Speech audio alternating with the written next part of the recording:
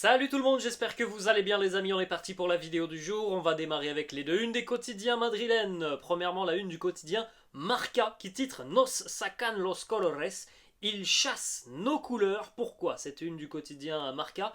On est sur une semaine de Coupe du Roi, début des quarts de finale ce soir, et puis les deux autres quarts de finale auront lieu demain. On a notamment le Barça qui affronte la Real Sociedad, et puis le Real demain qui retrouve l'Atlético Madrid. Donc cette une du quotidien Marca, elle fait écho aux décisions des deux clubs hôtes, notamment le Barça et le Real, tout simplement d'interdire l'accès en tribune aux supporters adverses qui vont revendiquer tout simplement leur appartenance à leur club de cœur, c'est-à-dire que voilà, il ne faut pas, pour les supporters de l'Atlético et de la Real Sociedad qui iront au Camp Nou, il ne faut pas montrer un signe d'appartenance à leur club, un maillot, une écharpe. Bon, ce sont des décisions évidemment très contestables selon moi. Je ne comprends pas pourquoi on pénalise les supporters, pourquoi on leur interdit tout simplement de venir avec le maillot de leur équipe de cœur. On continue avec la une du quotidien As, une consacrée à Sergio Ramos et peut-être un retour de Ramos avec la sélection espagnole. Bon, on en parlera de ça évidemment lorsque on démarrera une nouvelle période internationale, mais pour le moment, voilà, on est focus quand même sur les clubs. On a eu la Coupe du Monde, on est reparti sur les clubs pendant quelques mois maintenant. La petite info qui concerne le Real, c'est en haut, regresso de Gala al Bernabéu, le Real de retour au Bernabéu demain, après 77 jours d'absence. Ce fut long, les supporters merengues évidemment seront très heureux demain, je pense, de retrouver le Real au Bernabéu, et un Bernabéu qui prend forme. On a vu les images hier, hein. Les travaux ont plutôt bien avancé. On va continuer et revenir un petit peu sur cette polémique dont on a parlé brièvement hier. Le Real qui a décidé d'allouer à peu près 350 places grosso modo aux supporters de l'Atlético Madrid demain. Pourquoi seulement 350 places? Eh bien le Real a communiqué notamment sur son site officiel, et de par ce communiqué on comprend surtout que c'est parce que lors du match de Liga il y a quelques mois maintenant, il y a 2-3 mois au Wanda Metropolitano, en fait il s'était passé la même chose. L'Atlético avait alloué un nombre de places à peu près équivalent à ces 350 places. Donc le Real évidemment a fait la même chose à l'Atlético Madrid. Bon voilà, c'est évidemment quelque chose de pas forcément très intéressant, mais voilà, c'est toujours bon à savoir qu'il y a un petit peu comme d'habitude de tension entre les deux clubs merengues. D'ailleurs le compte Twitter d'un compte spécialisé Atlético Madrid a communiqué hier en disant que le Real avait tout de même fait un effort. Les 350 places, c'est 334 exactement, vont passer à 600 places offertes aux supporters, allouées aux supporters de l'Atlético Madrid. Antoine Griezmann, d'ailleurs, a commenté ce tweet en disant ouais, 334 à 600, c'est incroyable. Voilà, petite moquerie d'Antoine Griezmann. On continue les amis avec des informations qui nous viennent tout droit de l'entraînement. Ça nous vient de l'entraînement d'hier, sur la journée de mardi. David Alaba était présent à l'entraînement. Hier, nous avions notamment les absences de Lucas Vazquez, Dani Carvajal, Tchouaméni et Eden Hazard.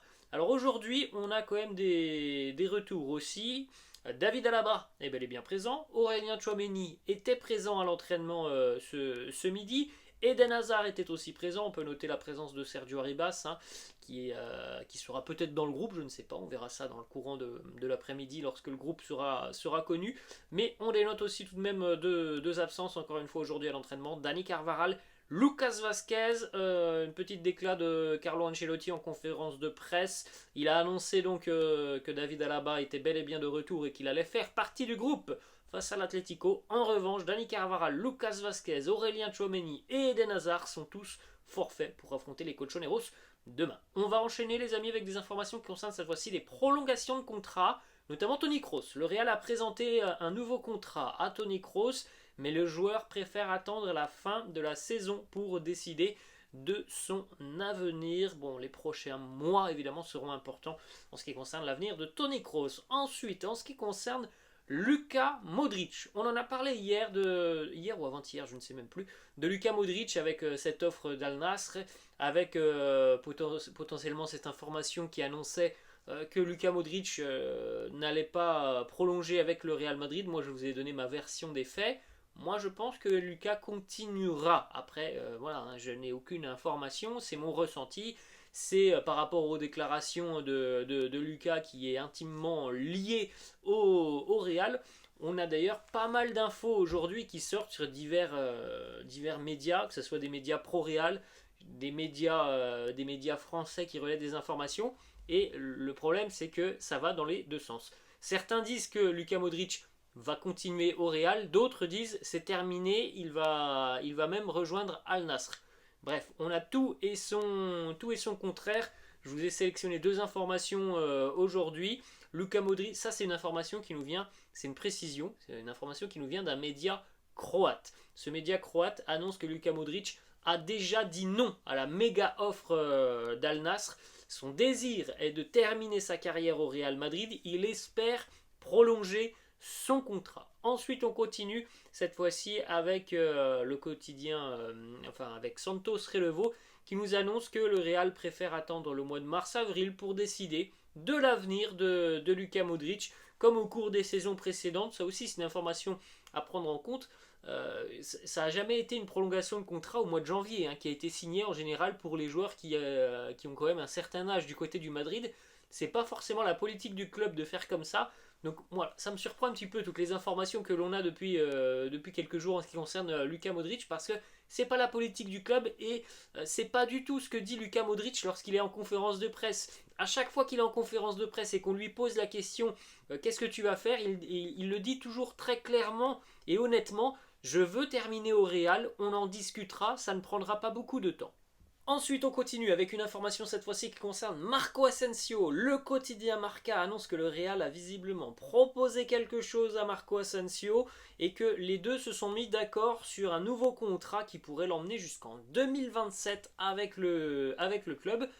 Petit bémol, pour le moment il y a un accord sur la durée du contrat, mais visiblement Marco Asensio demande, comme l'année passée, des garanties sur son temps de jeu et aussi un salaire revu à la hausse. On va continuer les amis avec une information mercato qui pourrait peut-être d'ailleurs un petit peu chambouler les plans du Real sur le mercato estival. Xabi Alonso, ancienne légende du Real Madrid, hein, c'est d'ailleurs quelqu'un qui pourrait peut-être être amené à prendre la tête de l'équipe première dans quelques années, je ne sais pas, en tout cas il a démarré sa carrière d'entraîneur depuis quelques temps, hein, Xabi Alonso, avec notamment l'équipe B de la Real Sociedad.